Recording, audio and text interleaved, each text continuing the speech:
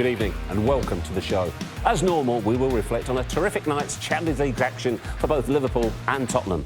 But we're going to start with a subject that has dominated the news agenda over the last 48 hours. Raheem Sterling's Instagram post and the questions it has raised. It's brought to the fore issues such as racism, media bias and unacceptable levels of abuse. Important topics that we will be addressing in the next hour. We have a wide-ranging and vastly experienced panel in the shape of the Daily Mirror football writer Darren Lewis, chief sports writer of the Mail on Sunday, Oliver Holt, debate regular Danny Murphy, and a special welcome for Cardiff and Ivory Coast centre-back Sol Bamba. As always, though, we want your questions and your opinions too. You can tweet us at Sky Sports PL. Gentlemen, I'm going to start by asking you all the same question. Is this a watershed moment for football, for society, for racism, or is this the latest news agenda and a few weeks' time this is all blown over? I think it's an important moment, Geoff. I think it's a very important moment. I think it was a brave thing for Raheem Sterling to do and to say. Partly because I think we're both here and in the US. I think we're at a very interesting moment in race relations, actually. And I was in Alabama last month to see Deontay Wilder, and while I was there, I drove down to Selma to the bridge there, and walked over the bridge to look at the place where some civil rights activists marched over and where they were attacked by police at the other side of the bridge in 1965 for their attempts to act for voting rights. And it seems to me that in the States, the black sportsmen in particular are at the forefront of trying to protect the rights that those people in the 60s, that those civil rights activists gained. And I think, sadly, we are at a point where they're trying to protect them rather than gain on them. So I think Colin Kaepernick obviously taking the knee, Eric Reid as well. LeBron James has been very outspoken, the basketball player, about President Trump. And I think, you know, and hope actually in some ways that what Raheem Sterling did might be the beginning of something equivalent happening here, because I think that we are also, they have very powerful voices, players, they're very high profile.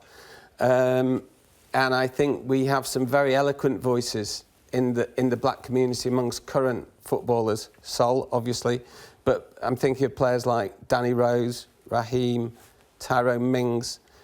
They're very, very eloquent guys, and I think that we have a situation in the UK now where I think the Brexit vote has empowered a lot of people with more extreme, unpleasant views. There's been so much attention on immigration that I think has empowered people to be more aggressive about race. And I think that if people like Raheem Sterling and other black footballers use their position and their platform to speak out, so much the better. So I can see you nodding with what Ollie said there, but what impact has Raheem's stance and his Instagram had on current players? You were at Cardiff City this morning. Was it spoken about? What sort of, as I say, what sort of impact has it had? Yeah, it's massive. Obviously, in the dressing room, we've been talking about it as a player, and obviously for myself as a black player, is a serious issue we need to address. And I think Oli made a good point by saying is hopefully won't be just the topic of the day or of the week. And we got an important job as a player, current player, because we got an important voice. And I think us as a media, we got a job to do as well in terms of how we use the word when we talk about the black players or any of the players. And I think unfortunately what happened to Raheem Sterling is he got to games, and fan today goes to games because they pay high prices for the tickets, for the travelling. They think they've got the right to go and abuse a player, and I think that's the big problem. I mean, it's brought into focus, hasn't it, Darren, and you, Danny, as well, so many issues that are just completely unacceptable. And when I posed the question at the top, is this just this week's news agenda, that wasn't said cynically. It was inquisitively, is something really going to change? Is this a watershed moment? And hopefully it will be, but why should we believe that it is? I think it was a good question, because I've done my job now for 18 years, and in that time, we keep having periods like this where everyone comes out and says, racism has no place in football. We stand by X, Y, Z. We will launch an inquiry. We will do whatever it is, and we will hit them with the toughest penalties. And there is this collective weeping and wailing and gnashing of teeth. Then the games start again, and it moves on. And then the next time it happens, we are doing the same thing. So it's almost as if we're in a holding pattern, and there is never any substantive change. And the reason why I think this is indeed a watershed moment is because in the past, black players wouldn't speak out. Why? Because they felt they would be ostracised, marginalised. But now the black players are realising, like they do in America, that they can use their profile. You look at Raheem Sterling's social media profile, it's probably bigger. He's got more followers than maybe some national newspapers. And I think a lot of players are realising they do have that power. They do have that ability to be able to say, no, I'm not standing for it anymore, I'm going to make a stand. And I think a lot what you've seen from the last couple of days, there is a massive groundswell of support for them. Danny, can you identify with what Darren is saying there in terms of teammates of yours, players of BAME background, that they have thought to themselves, it's just not worth me making a fuss? I don't want to be labelled a problem player. Yeah, I think so. I think Raheem deserves great credit for the maturity and the courage to say what he said, because it has opened up debate. I don't think that TV shows or the odd radio show discussing it this week is going to provoke serious change. I think, for me, the authorities have huge power that they don't use well enough in lots of areas, but especially racism. You know, the PFA, the FA, the Premier League, not enough invested in education. And although, of course, it's an easy thing to say, let's go and educate. You know, I think it's getting better than that, and there is good stuff being done, but there's so much more that can be done. I mean, the authorities do need to stand up and be counted here, because they have more power than we do sat here. And of course, players like Raheem who do have the huge following, and he's articulate enough to speak the way he has, it is helping, but the authorities have more power. I mean, we'll come back to his articulacy in a minute, but I think what's even more powerful about Raheem Sterling, he's somebody you've interviewed as well, Ollie. He's actually a very quiet guy, and he said in his post, I'm not normally somebody who is voluble. You know, when I've suffered an injustice or something, he just keeps his head down and gets on with it. The fact that he has said, and you've got to say, very almost gentle terms, enough is enough. That makes it, for me, speak even louder. Yeah, I agree. And I think the other thing is, I mean, Darren's talking about the fact that things don't change. In some ways, I think things are going backwards. I mean, you know, again, I'm talking about this thing of trying to protect what black players, the advances that black players have made, and there have been advances. I mean, I remember going to Stockport County when Cesspod, the Bradford City player, was playing, and the abuse that he was getting in the 70s, early 80s was terrible. But unfortunately, you know, I used to think that was long gone. You look at the faces, and we don't know for sure whether it was racial abuse. I get that, but you look at the hatred on the faces of those people who were shouting at Raheem Sterling. I found that scary. Bananas are being thrown onto football pitches again now. And the key thing, forgive me, Ollie, but the key thing about that, both the guys, this weekend and last weekend, they're a certain age, okay? Yes. Now, the first thing is, this guy knows that this match in question was on live TV, and yet he felt empowered. You were talking about Brexit and people feeling empowered to abuse people. He's in the front row of a live televised game abusing a Premier League player. You look back to last week and you've got the chap who's thrown the banana skin. Now, everybody knows what throwing a banana skin at a black footballer represents. This is a guy in his 50s, and yet he is doing that. He has claimed that he didn't mean it that way. I'm sorry, it's very, very hard to accept because we all know as black men, if someone throws a banana skin at you, what they are trying to infer.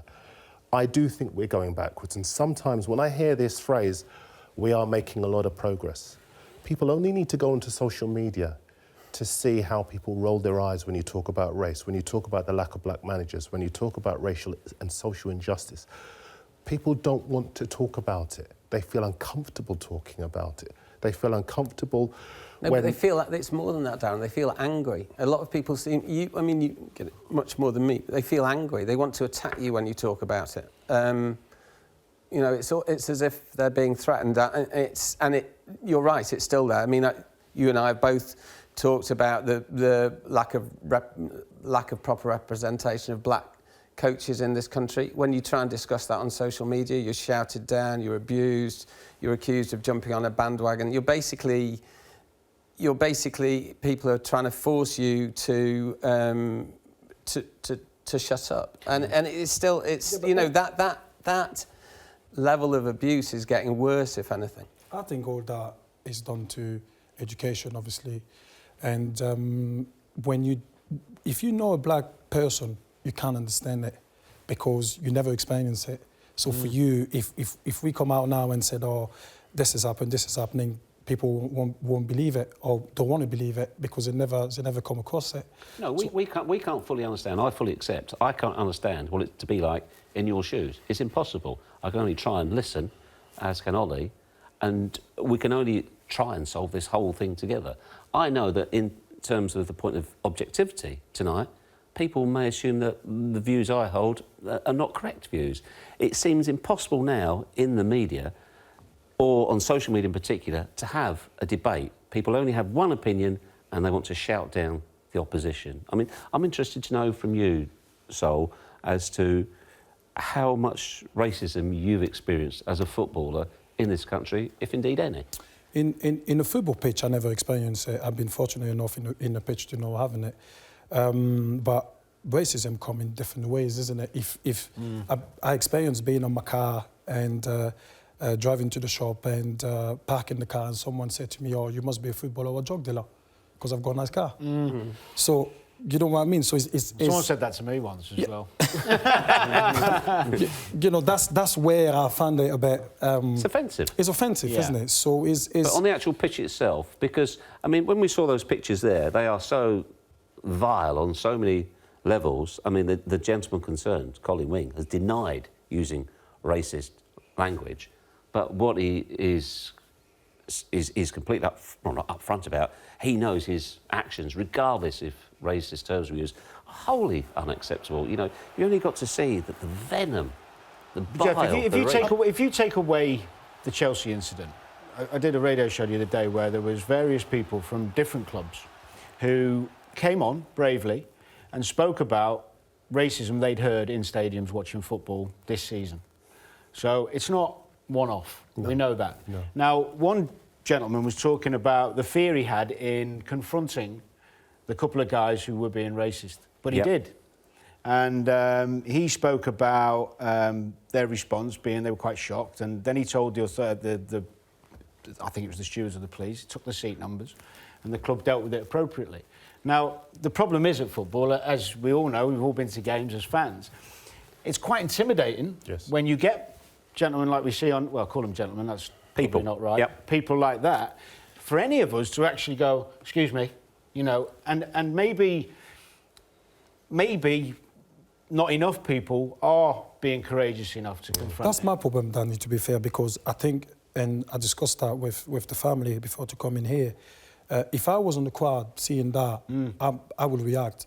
I would 100% react, because I can't be sitting here watching a football game and seeing someone being abused in that manner and saying nothing, regardless if he's black or not. There's the problem, though. If Raheem reacts, he will be the Darren, one I don't mean.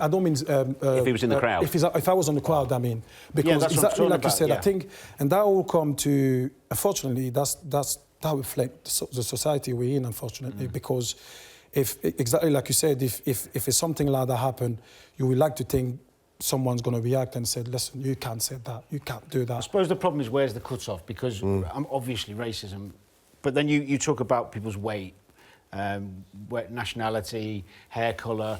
You know, all of those things, Dan, all those things can change, yeah? We can't change the colour of our skin. No, and it's I know that. Nobody I was just can. going to say that because we discussed this on Monday. Yeah. But what I was going to say was when I was at Everton Chelsea the other week, my 8-year-old boy, and Barkley comes down the touchline. I mean, he took from a lot of people in unison some horrendous abuse and some words that you don't want your kids hearing. So, you know, even that for me is offensive. You know, and I'd be wary of taking him again. Yeah. So, but then we have to, as players, we respond to passion. Yes. The atmosphere. You know, there has to be... But I got to the conclusion with this where most people, and I say half a brain, know what's right and wrong. Yes. You know, you have an obligation to behave a certain way at a football match and in society. And when you're sitting there looking around with children, and you know, you don't do that. I think It's really not that difficult. And actually, whether these guys were being racist or not, that is unacceptable, what they were doing.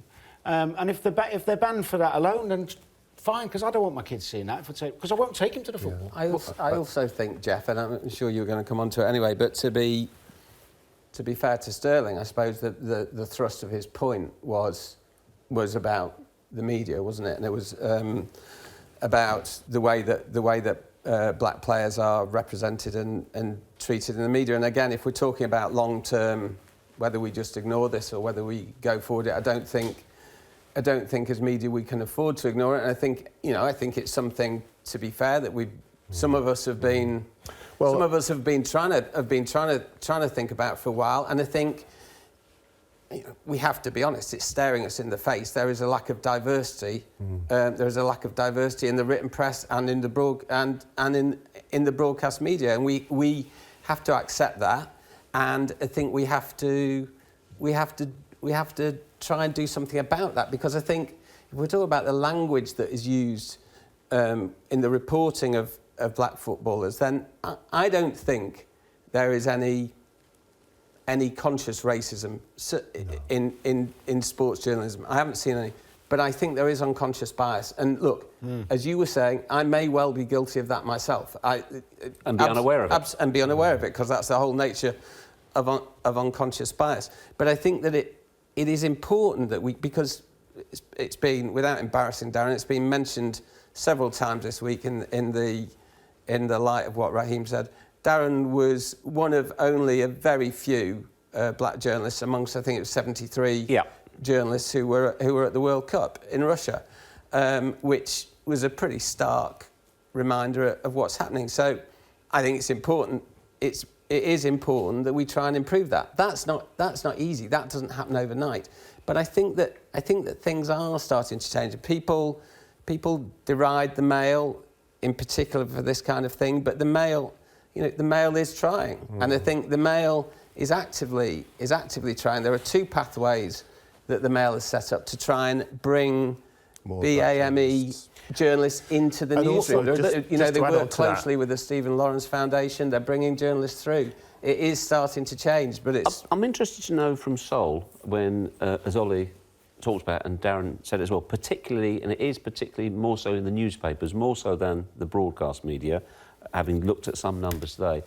As a black player, when you go into a press conference and there's hardly any black reporters there, does that have any impact on you? Do you think anything at all of that, or...? No, at the moment, because obviously when you walk in the room, you just have to do... It's part of the job, and so you just go in and do your interview. But it's funny you mentioned that, because I had a conversation with my wife not long ago. We went to a restaurant, and she said to me, "As I know, what do you when you coming in a restaurant and you're the only black guy in here?" I'm like, I don't think about that. You know, I come in a restaurant, I feel confident, I want to eat good food, so I come in there. But I think Ollie made a good point. The word we're using is important when you talk about a black player or any other player. The word using is different. And I heard a few words about when we talk about black player, about ghetto, where it's coming from, when they use the word the ghetto, when they use the word bling. They never use that word when they talk about a white player. Yes. And and even when they spend the money, they said, "Oh, they purge the money." Yeah. They never said that. I don't splurge the money, I spend it like everyone else. So those kind of words, I think sometimes, that's why I said earlier on, we as a journalist, when it comes to you guys and us as a player in the public eye, having a strong voice, we need to make sure those things are addressed, because if we don't do that, we're never going to go forward. Just on that, because it's a great point, and a couple of years ago I had a pleasure of the first time I sat with Ruud Gullit doing Match of the Day, and Ruud, we weren't on air, we were watching the football, and you were talking about, you know, subconsciously sometimes I think I used the word beast to describe a striker or what a midfielder, whatever it was. And Ruud said to me, you know, do you ever use that word for a white player? And I was thinking, I'm not sure if I do or I don't really. I hadn't thought about it. It was said with innocence, but it made me think. And it stimulated me, and I've never used it again. And I'm not painting myself as perfect, far from it, but it took somebody to just give me a nudge on that and say, well, have you thought about that? Well, it's an interesting point, because I remember I'd written a column today about the use of the word lazy to describe Romelu Lukaku, and it's a real bugbear of mine, because that term lazy has a historical context. Black players 40 years ago was seen as being good when the sun was out, but poor during the winter months. And the whole context around the word lazy to describe Pogba, a World Cup winner, a guy who's won titles with Juventus, it just doesn't sit comfortably with me. And to use it towards Lukaku, a guy who has scored goals and improved in his goal ratio every season, playing for the most demanding manager in the Premier League, and we bandy about words, and the difference is people will say, well, maybe we think Ozil's lazy, or we think X or other white players lazy. The difference is they are individual players you make that claim about, whereas there are generalisations made about black players, and historically that has been the case.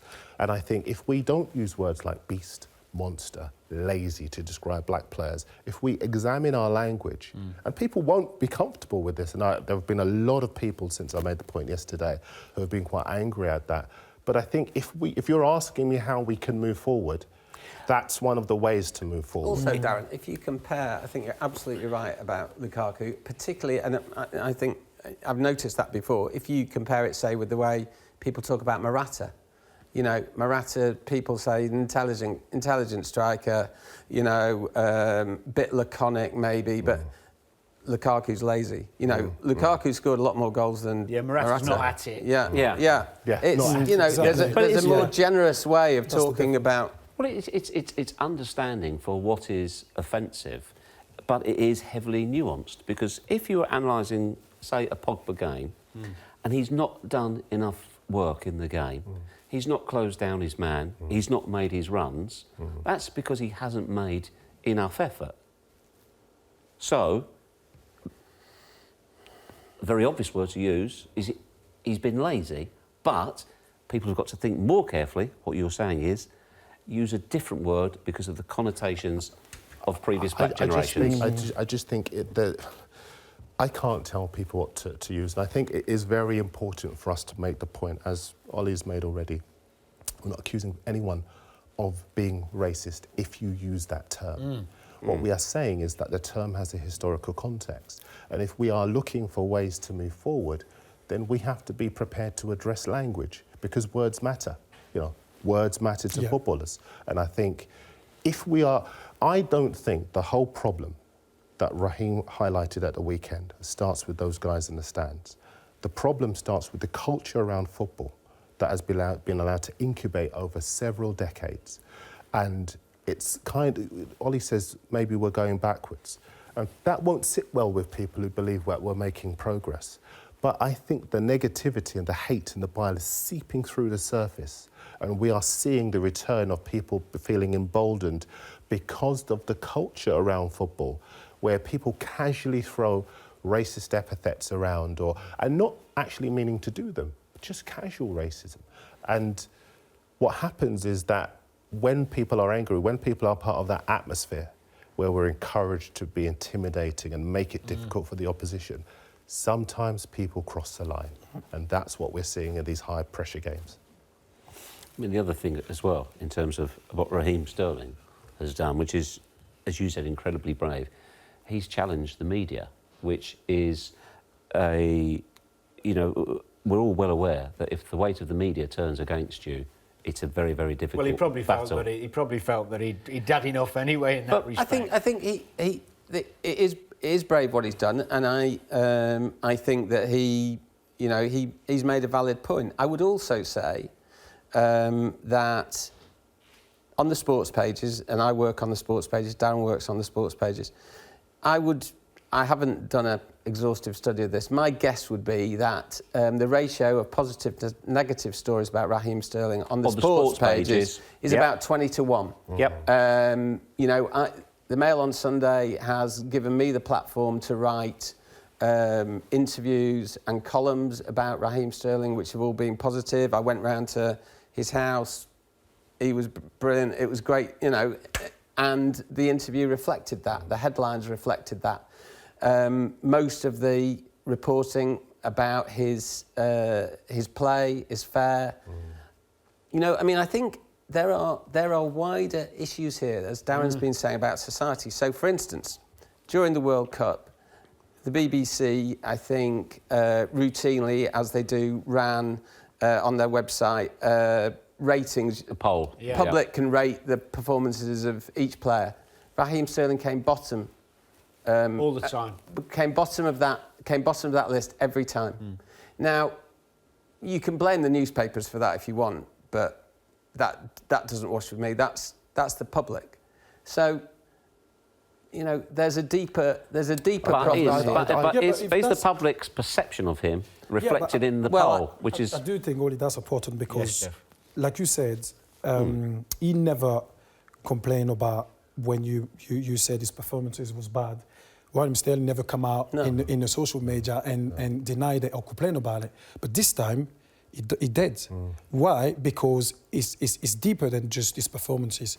He honestly think is a proper issue here, and unfortunately, is his. And like we said, he reflects the society. Do you know? I think that's key, because I think years ago when people would write negative stuff, I remember in the Out of Their Skin documentary that was on ITV. I don't know why it was on ITV4, because it was very relevant, should have been on their main channel, because everybody needs to see a documentary like that to tell us the history of black players and the abuse and the difficulties that they've had in the English game. And I think in that documentary, we saw that when black players were maligned, David Pleat actually came out and said, I don't know what that person was watching, because black players offer more to the game than physicality. They offer strategy, they're tactical nous. But black players haven't so far been able to come out and hit back at stuff, because if they do, as I said, there are ramifications for them. But the difference now, we had a little bit of a hint of it 6 years ago when some of the players said, you know what, we're not going to wear the kick it out t-shirt anymore. Why should we? It's all, English football is all talk. They don't do anything to protect footballers when they come out and they complain about racist abuse, even though they are encouraged to do so. So they didn't wear the shirt. Even though the people, I've got to point out, Kick It Out do wonderful work. We know the work that Troy Townsend and all those guys, Lord Herman Ousley, all those guys do great work. But the players were saying that English football structure doesn't do enough to protect them.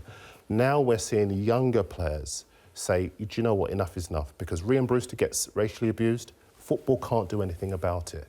We are at a stage now where the players say, we've given the game decades to protect us, decades to get its act together. It hasn't done anything about it. Now we need a change in the makeup of the media and the makeup of the way that we look and treat these guys who are giving us this game. OK, well, we've got to take a break right now, but afterwards we'll be discussing what the media can do to try and help solve the problem, or whether or not they are part of it.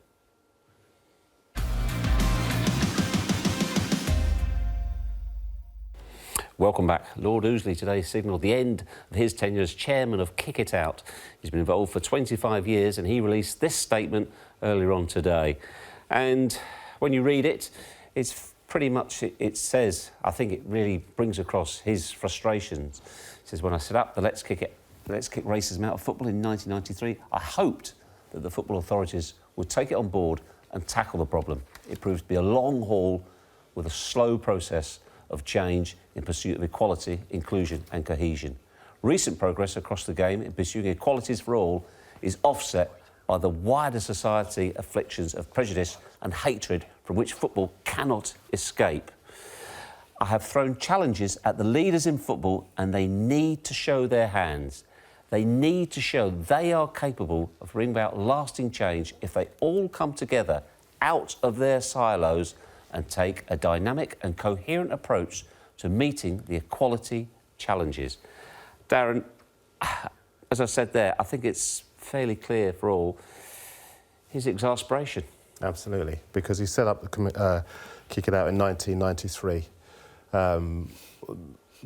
after being exasperated by the state of the game at the time and the lack of safety for black players, black fans going to games 25 years ago. And as I said before, 25 years later, we still have banana skins on the pitch. We are still talking about what we can do to deal with racism in our game. Players don't feel protected. Players feel unhappy with their treatment. And we don't appear to have moved forward. If anything, we appear to have moved backwards. And what he's doing now, he's sticking it on the people who run the game and saying, look, what are you going to do? We are at this watershed moment. How are you going to confront this? It has to be said, and I do want to make this point, because this isn't just about bashing the authorities. There are good people at the FA, good people who mean well, who have, you know, years ago it was blazers and suits and whatever else, but there are young, hard-working people who have a real commitment to doing things differently and listening. But I don't think this is something that is going to be solved by the FA. I think it's a whole game solution that we're looking for. And I think that it's going to be solved by us looking at ourselves in the media, us having more diversity in the media. It's going to be solved by fans looking at themselves and checking their behaviour. It's going to be solved by broadcasters. And you know, it's brilliant being on here because, you know, I've done a couple of other interviews where they devote 4 minutes to it and move on. You know, the complexity of this whole situation. You know, there's no real commitment to change there. So when some broadcasters look down their noses at the print media and say, look, the Sun and the Mail, they're so terrible, we'll give it 4 minutes and then we'll move on to the next thing. Harry Redknapp's When I'm Celebrity, isn't that great? You know, it's ridiculous. And I think as far as we are concerned, as black people first and footballer journalists second, what we want is to be in a position where this issue is treated properly with the significance that it deserves so that we can all together, it's not black people, black players wanting white players, white authority to do something better for them. We all want the same conclusion so that we can enjoy the game and people can go to the games and enjoy it as well. Well, some very simple... excuse me. I listened to Troy Townsend on the radio not so long ago. He spoke brilliantly, and he was talking about the the amount of work they're trying to do on a shoestring budget. Excuse me. And also he was talking about, which is wrong, by the way, because the amount of funds that are available within Ridiculous. you know, so that's wrong. And then he was talking about, you know, the process of complaints that they get in, and then how long it takes for that to happen and be addressed by anybody, which I couldn't believe when I was hearing. I don't know if you heard the interview. Yeah, and, you know, these are simple things that can be addressed by more manpower, some more funding to help that process. You know, if a player's going to make a complaint and talk about something, even if it's discreetly, Yes. to kick it out or whatever authority, he's not going to bother going if he feels that it's not going to be dealt with till 3 months or 2 months down the line on somebody's desk who minimalises it anyway. Yes. Yeah. You know, and this is wrong. Such a good point. You know, kick it out. We're saying, how can we deal with this? And we have this anti-racism body set up 25 years ago, still being reliant on the stakeholders to be funded. That's unbelievable. Still operating on this shoestring budget. You know, that is the first place we should be looking. We should be looking to give that body teeth. We should be looking to give that body money.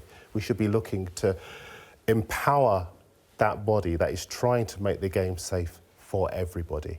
And yet, all we do, I said at the start, it's just hand-wringing at the moment. We don't have any substantive plan for going forward. And that's why on the issue of race, we keep going around in circles. Well, as a current player, how many people have spoken to you about if you should encounter race-related problems, racism? How much do you feel in touch with any part of any relevant authority? Yeah, obviously the PFA is there for if you have any complaint, they can help you on it. But I think where is very important is in our ideal world, people said we want to be colourblind, we don't want to see colour.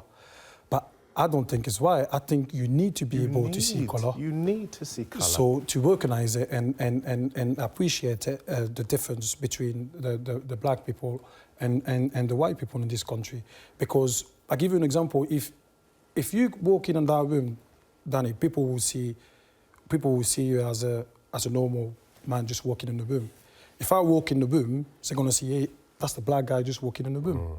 So you definitely see in colour, and to instead of just hiding it by saying, oh, we want to be colourblind or we don't want to see colour, you have to recognise it to be able to deal with it. I'll give you another example, and Daniel Taylor at The Guardian's raised this in his column, a very good column for The Guardian today.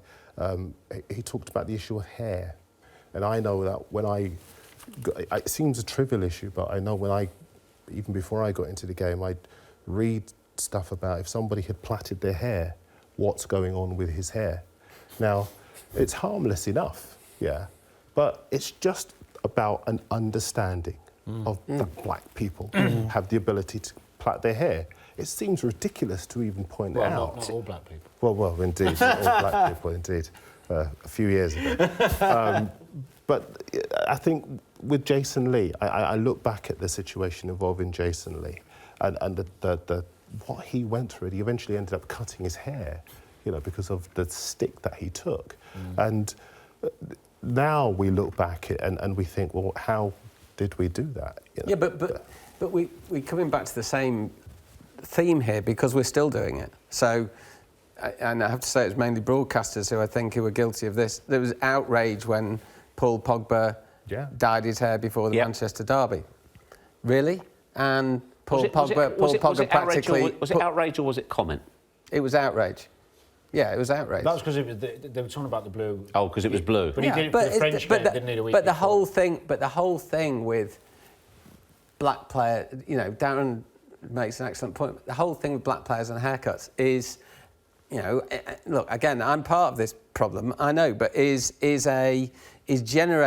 unconscious bias that is generated, that is a problem with a lack of diversity, I think, because it's a lack of understanding of black culture, and it's divisive. It's an easy fix as well, because there are so many talented people who could be in this media, who could empathise with players, understand players, black players' culture. Darren, let me cut across you slightly there, because this is relevant. This tweet here, actually is by Daniel Murphy, but I'm sure you haven't worked your magic here. People need to realise no one is born a racist. It's through what they see in the press and how they are brought up. Parents, the media, need to help teach youngsters about racism early in life. But with hardly any black people in the media, how can they achieve this? Absolutely right. Now, I spoke to Paul McCarthy earlier on, and I said to him, full members, FWA, the Football Writers Association, I think it's about 412, only 9% BAME. When you look at the numbers, my own son is an aspiring broadcast journalist. Very, very small numbers, BAME backgrounds. And it's a complete mystery as to why people from those backgrounds are not pursuing careers in the media. Can I just start off this by saying, my colleague Adrian Kajumba at the Daily Mirror, Dean Wilson's our cricket correspondent, black. Sammy Mockbell's an excellent journalist at the Daily Mirror, my colleague. He came to the World Cup with me. Arindam Raj, a freelancer. Richard Amofo's the NCTJ 2016 Young Journalist of the Year. They're up Matthew Syed, obviously. There are so many good journalists out there. But we can do better, we should do better. A pathway should be opened up to have more black journalists within this industry. Why is it not happening though, Darren? Why are they not going into the profession? I remember when I started and someone saying to me the reason why there weren't more black journalists because at the time black journalists didn't feel it was an industry for them. They didn't feel that they could get into the industry. It was difficult for them to get into the industry. Isn't that the same problem, though, with the aspiring young coaches and managers think about, because they're not going on the courses to do the badges? Yeah, absolutely. They are more now. I was about to jump on that. Is that it's the same thing? Because if the pathway's closed. Exactly. If you go down that road, you're going to say, it's no point going because I'm not going to have the chance at the end. And if you look at Sol Campbell, he had an unbelievable career and he wanted to go down to management and he only get a League Two teams. You look at Frank Lampard, bottom of League Two as Yeah, well. yeah. You look at Frank Lampard, retire, he want to be a manager, he jumped straight to Derby. You look at Steven Gerrard, he went to Rangers. And you look at John Terry, he went to assistant manager, or second assistant manager at Villa.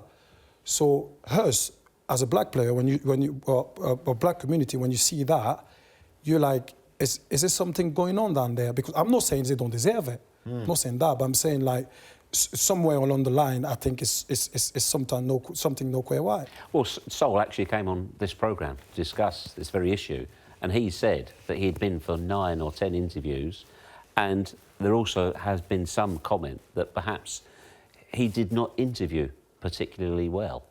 So it may. He's also got to be the true meaning of diversity and equality is the best man for the job, isn't it? Yeah, absolutely. I understand absolutely what you say. But Sol's case isn't representative of what... No. OK, that's Sol's case. What about all the other Correct. players, Yeah. ex-pros who didn't get opportunities? What about the other people who feel disillusioned? What's the point of me taking the pro licence? And lots of them have a willingness to do it. Lots of them have already done it, still don't have jobs. That's another uncomfortable conversation people don't want to have. So when you ask me about the lack of representation in terms of the media, let me tell you, there are some talented journalists out there. There are some talented people knocking on the door, champing at the bit to get into this industry. If they are in it, we stand a chance of being able to empathise with young black players when they come out and they speak, as Raheem Sterling did last weekend. If they don't get a pathway, we have no chance, because we will do this again in 6 months' time and a year's time. OK, we've got to take a break right now. Make sure you join us afterwards.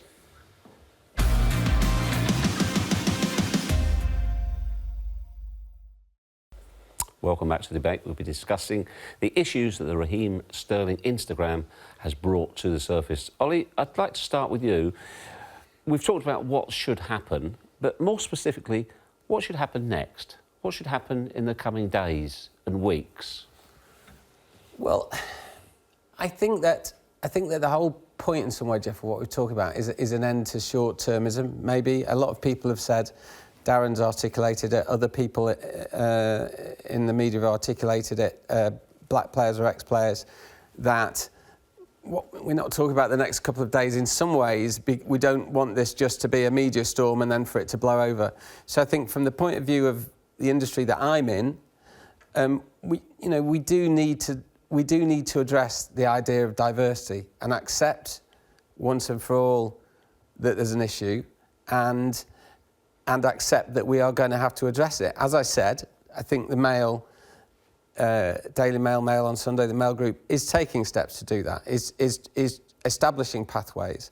And I think that maybe there's individual responsibility too. I mean, look, Darren and I, this is a couple of years ago now, I don't know if you remember, you and I and actually Jason Roberts, I talked to about my own fault. I never got around to it. I was, too lazy to do it. I think there's a responsibility maybe to try and explore setting up places maybe for black students at journalism school. It's fairly easily done. I think there's a will to do it. I think there's a case for some of us who can to try and take some individual responsibility for something like that. So? I think, Geoff, is just you have to have conversation with ex and current black player and with their family, because we know our experiences on and off the pitch, and most importantly, you have to listen to what they're saying, what they have to say, and it will take time, as we know, but most importantly, you have to give empathy, and you have to be really committed to make sure things can change. Is there, rather than, you don't want to fall into the trap of the criticism that Darren observed earlier, talk about it for a while, but what hard, like Ollie's suggesting, is actual hard action. That's something that needs to be done. And if we have that conversation in a year's time and that hasn't happened, then it's not being done. And I think we fail. I know it's a strong word, but I think it's the case because, as Ollie said, we don't want to go back again in a year's time and having exactly the same conversation. So I think what is important is, like I said, speaking to current and ex-player, make sure the lesson, because that's important too, because you can speak to player and you don't listen or you brush it off and you said, but you have to listen, and And behind that, you have to build a commitment to make sure things can change, that's for sure. I mean, this particular company as well, we're trying to increase our BME diversity, both in front of the camera and behind. We're committed to it as well. So I think one thing, exposing more quickly players, supporters, or anybody that is... Stamp on it. Yeah. Yes, because the process that I've heard that happens when somebody goes to an establishment like Kick It Out, it's not dealt with quickly enough or seriously enough. Yes. More funding, giving them the platform and the ability, untying their hands to go out and do the work that they do so well more often. Yes. And a bigger staff, and not worrying about what it costs, because this is... it's probably the most important thing at the moment in football. Well, it is, and there's lots of issues. Unfortunately, you know, there's been sexual abuse, financial abuse. There's talk of the dementia stuff. So much going on, but let's get this sorted because this is more important right now. And actually, for 25 years, we still haven't been able to fix it. Which since was it 25 years? Kick It Out. 25 years, 19. You know, but when a player or a supporter is found guilty of this, let's highlight them, shame them, let's put them out there. Exactly. Because that will stop it. More than what we're doing at the moment. It won't erase it permanently, of course. You know, I'm not sure we ever will, but too many people get away with things. Yes. Absolutely. In being racist, and that's part of the problem. And it's interesting because I almost wonder if the newspapers take away the responsibility of an individual who should be old enough to know better at a football match. So when we're talking about solutions, fans have to look at themselves as well. They have to look at their conduct. Martin Samuel in the Daily Mail did an excellent piece.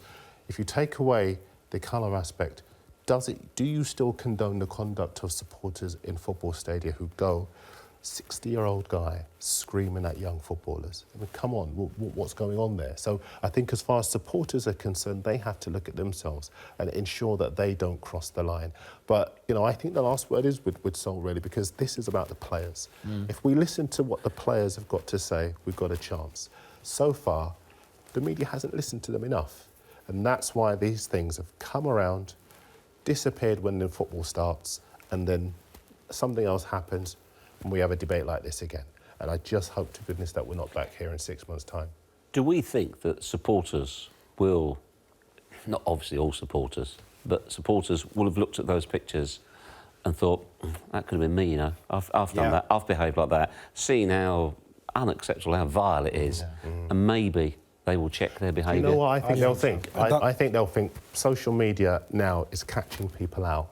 Maybe I better look at myself. Yeah, exactly. When you go over to get a ball for a throw-in, which I know is very important to Cardiff, do you knew that was coming. Do you fear, as you go towards the crowd, what abuse you'll get, or are you... No, not at all, because, you know, when you play, you focus on what you're doing. So you're not really worried about the crowd or how you get abused or how you're... People call that banter sometimes, isn't it, between the fans and everything. But you just get on with the job. But obviously, when you see it after and how bad, how hungry the guy were, it's scary, really. When you see that hatred contorted in their faces, yeah, surely people have got to see that now and think this. We've all of us, right across the full gamut of the subject of the abuse, of the way black players are represented in the media and the way that supporters behave themselves. They've all got to take accountability. It's not down to one group or another. It's down to everybody. So, unfortunately, we are out of time, and I hope we're not back here in 6 months without having anything happen whatsoever. Just time to have a quick look what's coming up on Sky Sports this weekend, starting on this Saturday with Manchester City against Everton, followed by Southampton, Arsenal, and then the big one, Liverpool against Manchester United. Just time to thank our guests very much indeed. To you, Darren, thank you for coming in. Thank you. You, Ollie, as always. Sol, a special journey you made indeed. Danny, as always. And we're back tomorrow night with the debate. Myself, Stuart Pearce and Craig Bellamy. We'll see you then. Goodbye for now.